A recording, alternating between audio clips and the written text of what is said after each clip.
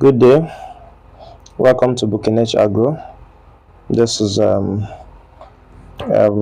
brief lecture on tomato production for beginners.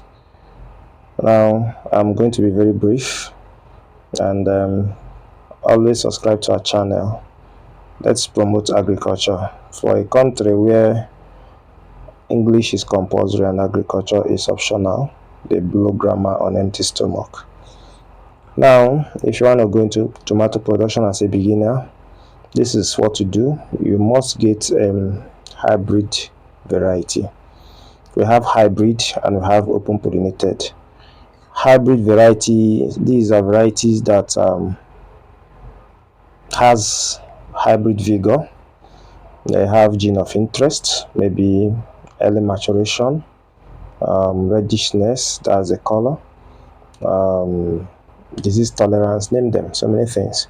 So open pollinated varieties, these are varieties that maybe you bought tomato, you just wash and get the seeds to plant. Now, as you've gotten your hybrid seeds, and how do you know hybrid seed? They normally write it F1. These are hybrid seeds. So, example, Mona F1, which thrives well in dry season.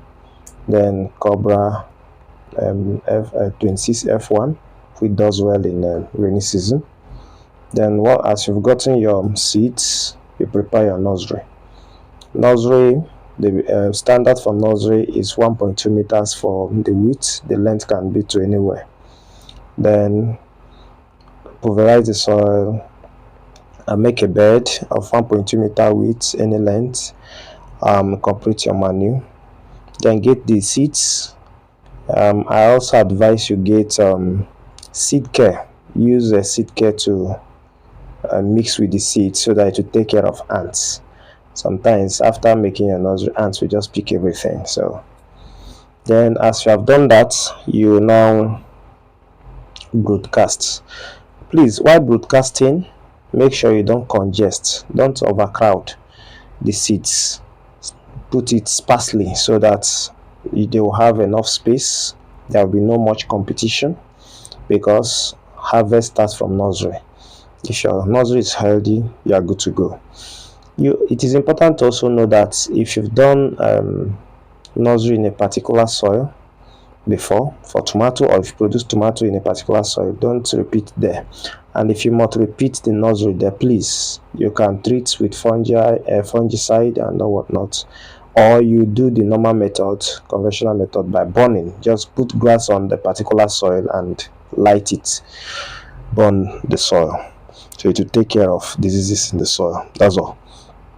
Then after I prepare the nursery, broadcast, you water morning and night, at least in the space of 4 days. Everything has germinated. You can now remove the covering. Please don't also do your nursery under shades. Some persons will do under trees. What if the trees has a allelopathic tendency, like pentaclateral microphylla or even tree? It will inhibit the germination of the seeds. So do it in an open place. You can use palm fronds to cover them. Then you remove as it has germinated to avoid etiolation. If you leave it for long, then the plant will etiolate. They'll be looking for sunlight because the shoot of a plant is positively phototropic. So at 21 days, you are good to go. Your nursery is good. You are good to transplant to the field.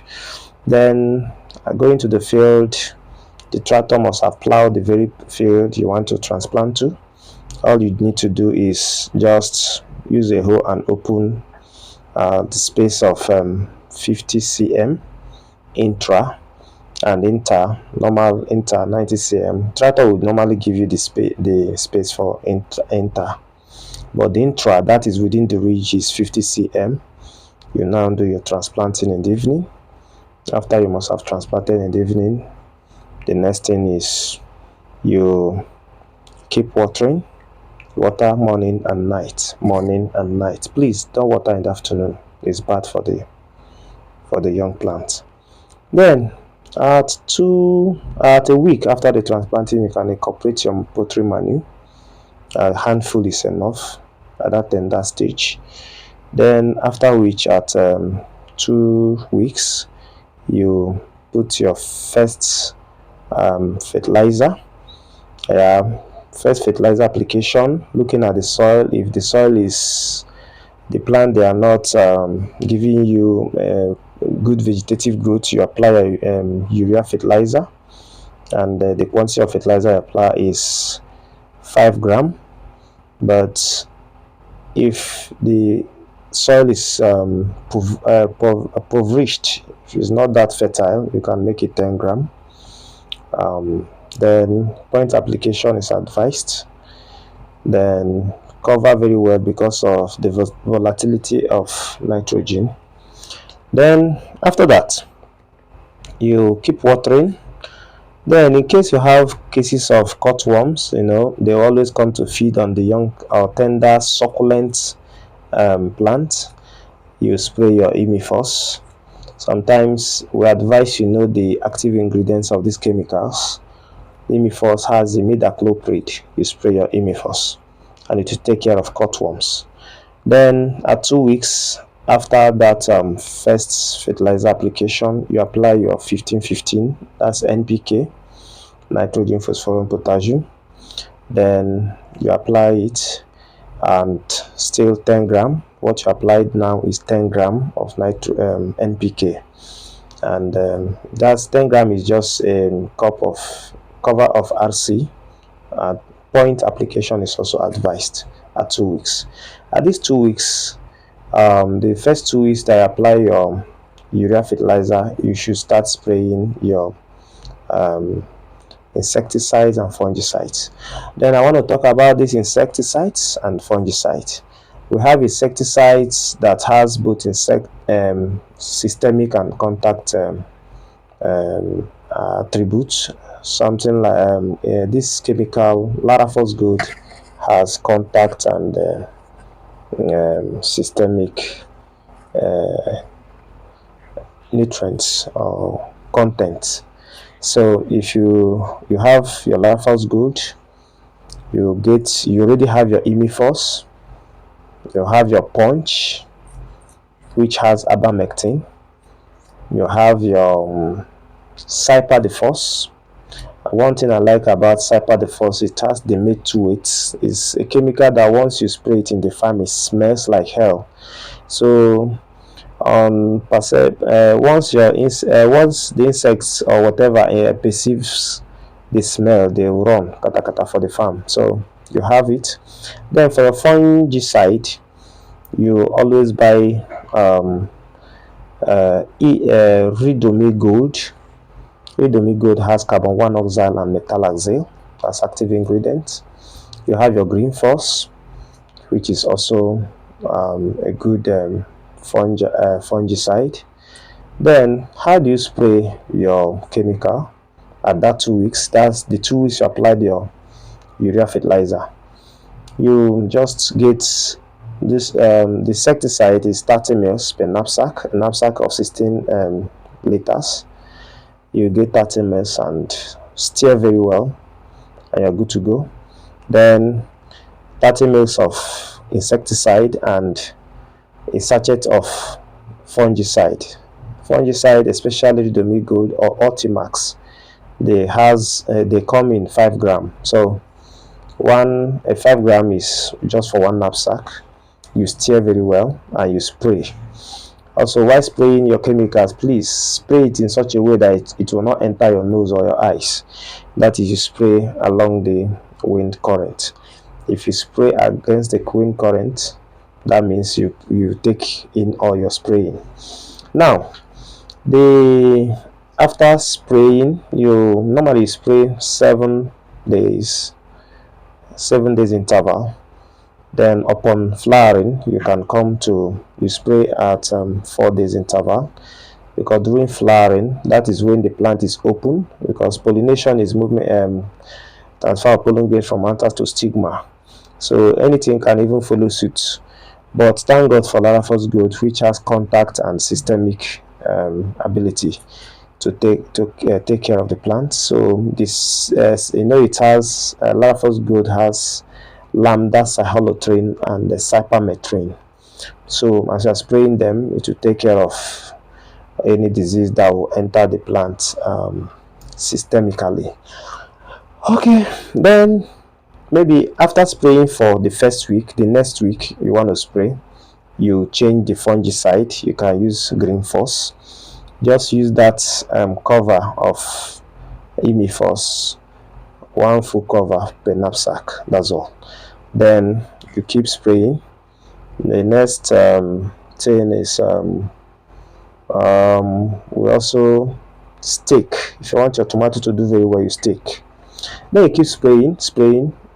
In fact, flowering comes and you spray in the evening. Please, you don't spray in the morning. I don't advise in the morning because of pollinators, bees. Once you spray, you kill the pollinators, and once you don't have pollinators, you will not have good yield.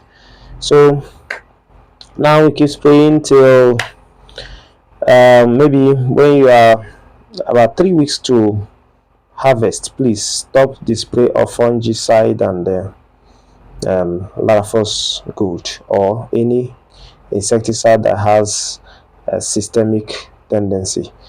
You go for contact. Karat is an example of contact insecticide. That's all. Then you can now spray your contact if need be. Then I made mention of punch. We have some diseases that attack tomato. We have tomato leaf curl, which is caused by a fly. Then you use Umifos to take care of it. You can also use your Acetafos to take care of it. We have Tuta absoluta. If you've sometimes you see holes in your tomatoes, insects or a kind of caterpillar will bore into the tomato. That's Tuta absoluta. What do you use to take care of it? You use your caterpillar force. Once you spray your caterpillar force, you are good to go to take care of it. Then after that, once the tomato is climacteric, you must not wait for it to get red on the plant. Sometimes birds will even come to enjoy themselves, so you harvest it once they are mature and keep it. They will ripe on their own as climacteric plants. And once you've taken good care of your tomato from nursery and whatnot, your post-harvest will be very okay. You don't have issues to store your tomato.